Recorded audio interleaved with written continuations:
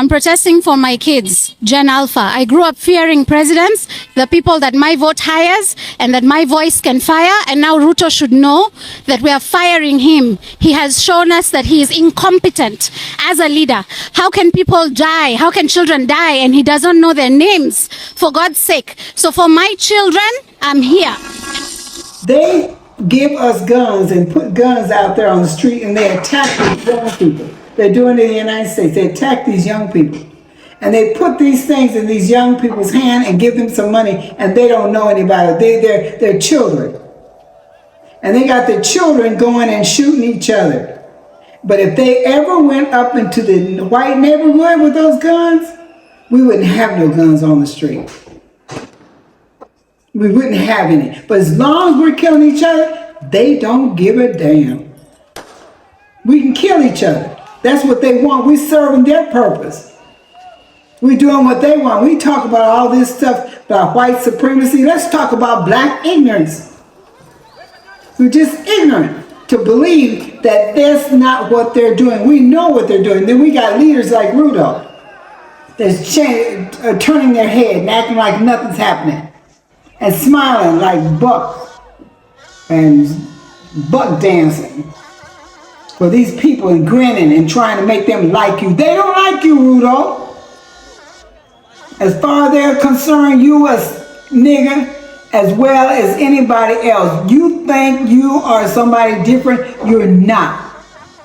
Then they give you a title of some kind of non-UN associate or affiliate or ambassador or whatever. That's the title they give you. And you think you're somebody, you coming back to feed this Generation Z, these Gen Zs. They're not drinking it. They're not taking it. It's not what they're going to put up with. And they shouldn't. And you can try to make it seem like they're wild and crazy and kids out of order and young people going wild. That's what they want you to do. They want you to do that. And you have done it.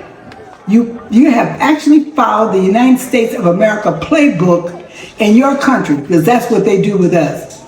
If we have people that are protesting peacefully, then they gather together some people, including the police department, to go and knock in windows and do all kinds of things, and they focus the cameras on those people and not the peaceful protesters. And then the police come out with guns with a reason for shooting people. And they never get charged with it. But we had some people that gathered together, and we're going to fight against that resist. And you found a way to put them in jail. Because anytime a black man comes against the system, your system, he's a crook. You don't know that, black man, black woman? Aren't you fed up? Aren't you tired of being pushed around and abused and misused? Aren't you tired, Africa, of being on a continent that's the richest continent in the world, and you are the poorest people? And it changed your bedpans. You're doing that. And you, Africa, what are you doing about it? Are you going to continue to allow one man or one woman to call your destiny in life? That's going to make a determination with getting loans for the IMF and telling them you can sacrifice all these things to get a loan, that money you get for the loan, you don't realize it. It's being put in pockets of these people that have dark skins but white hearts. The heart of the people that have enslaved you. They care more about them than they do about you. When are you going to wake up? When are we going to do something about it? Grandma, Grandpa, put your teeth in your mouth and let's get to talking.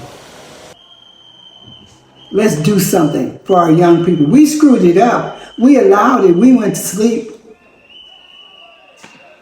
We were the ones that put people like Malcolm X. We can blame people if we want to, but we killed Martin Luther King. We killed Malcolm X.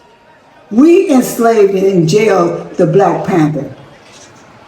We allowed those people to do things and get away with it. They'll die to get us out of this mess. But they're dying anyway. They're being shot in the back. When are we going to make a difference? And maybe some of you don't want to make a difference. You want me to just talk about, the 3:15 p.m. the whatever here in Tanzania or Africa that's nice to see.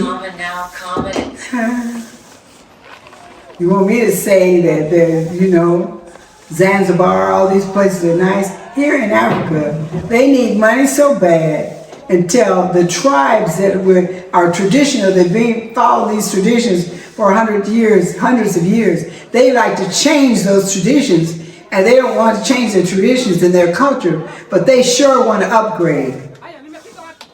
They don't want to keep on doing in this century what they can't even do or had to stop doing in the centuries past, because the Maasai can't roam around like they used to find better pastures. The Fulanis can't roam around like they used to find better pastures. They can't do it. They're limited now. But yet they're living a life like they did 500 years ago. Washing clothes in the river. Walking 3 kilometers or more to get water. They don't even know what running water is. But they are part of the adventure. They're part of the tourism here.